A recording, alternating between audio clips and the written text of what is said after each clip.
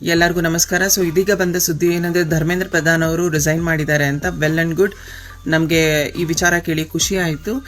ಯಾಕೆಂದರೆ education system ಅನ್ನೋದು corrupt ಆಗಬಾರ್ದು, ಕರೆಕ್ಟಾಗಿರಬೇಕು ಅಂತ. ಸೊ ಅದಕ್ಕೋಸ್ಕರ ಎಲ್ಲ ಸ್ಟೇಟಲ್ಲೂ ಅಂತ ಇಂಥ ಎಜುಕೇಷನ್ ಮಿನಿಸ್ಟರ್ಸ್ ನಮ್ಗೆ ಬೇಡ. ಆ್ಯಂಡ್ ಈವನ್ ನಮ್ಗೆ ಈ ಒಂದು ಮೂಮೆಂಟಲ್ಲಿ ನಮಗೆ ಅರ್ಜೋತ್ ಸಿಂಗ್ ಆಗಲಿ ನಮ್ಮ ಬಂಗಾರಪ್ಪನವರಾಗಲಿ ರಿಸೈನ್ ಕೊಡಬೇಕು ಅಂತ. ಬಿಕಾಸ್ ಯಾರೂ ಕರೆಕ್ಟಾಗಿ ಎಜುಕೇಷನ್ ಸಿಸ್ಟಮ್ನ ಕರೆಕ್ಟಾಗಿ ನಡೆಸ್ತಾ ಇಲ್ಲ. ಆ್ಯಂಡ್ ಇದು ರಿಸೈನ್ ಆಗಲೇಬೇಕು ಅಂತ. ಅವರು ರಿಸೈನ್ ಆಗಿದ್ದಾರೆ ಅಂದರೆ ಇವರು ರಿಸೈನ್ ಆಗಲೇಬೇಕು. ನಮ್ಮ ಮಕ್ಕಳ ಭವಿಷ್ಯ ಸರಿ ಇರಬೇಕು ಅಂತಂದರೆ. ನಿಮಗೆ ಒಂದು ಸಿಂಪಲ್ ಎಕ್ಸಾಂಪಲ್ ನಾನು ತಿಳಿಸ್ತೀನಿ, ನಿಮ್ಗೆ ಅರ್ಥ ಆಗಲಿಲ್ಲ ಅಂತಂದರೆ. ಇವಾಗ ಅದಕ್ಕೂ ಇದಕ್ಕೂ ಸಂಬಂಧ ಇಲ್ಲ, ಬಟ್ ಜಸ್ಟ್ ಒಂದು ನಾರ್ಮಲ್ ಎಕ್ಸಾಂಪಲಲ್ಲಿ ನಿಮಗೆ ತಿಳಿಸ್ತೀನಿ.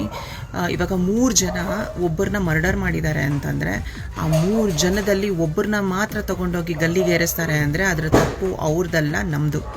ಸೊ ಅವರಿಬ್ಬರನ್ನೂ ಕೂಡ ಏರಿಸ್ಬೇಕು, ಅವರಿಬ್ಬರನ್ನೂ ಕೂಡ ಇಳಿಸ್ಬೇಕು. ಅರ್ಥ ಆಯ್ತಾ? Thank you.